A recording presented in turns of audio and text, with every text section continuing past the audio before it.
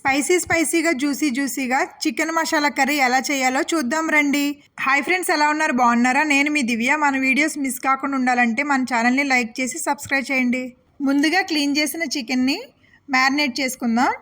కొద్దిగా పెరుగు, కొంచెం ఉప్పు, కొంచెం పసుపు, అల్లం వెల్లుల్లి పేస్ట్, చికెన్ మసాలా, గరం మసాలా, మిరియాల పొడి, ధనియాల పొడి, జీలకర్ర పొడి, కొంచెం కారం వేసుకుని చికెన్కి బాగా పట్టేంత వరకు కలుపుకుని 10 నిమిషాల పాటు పక్కన పెట్టుకుందాం.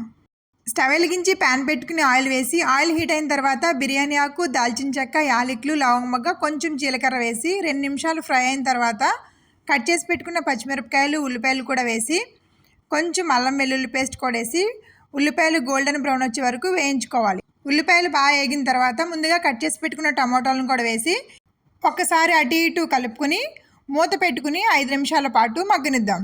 టమాటాలు బాగా మగ్గిన తర్వాత ముందుగా మనం మ్యారినేట్ చేసి పెట్టుకున్న చికెన్ కూడా వేసి 2 నిమిషాల పాటు అటు ఇటు కలుపుకుని చికెన్లో నుంచి వాటర్ అంతా ఉడికి ఆయిల్ పైకి తేలిన తర్వాత కూరకు సరిపడంత వాటర్ వేసుకుని మూత పెట్టుకుని 30 నిమిషాల పాటు ఉడికించుకుందాం.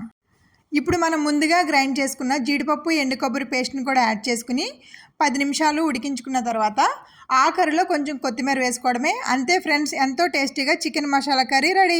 ఇలాంటి మరికొన్ని వీడియోల కోసం మన ఛానల్ని లైక్ చేసి సబ్స్క్రైబ్ చేయండి. బాయ్.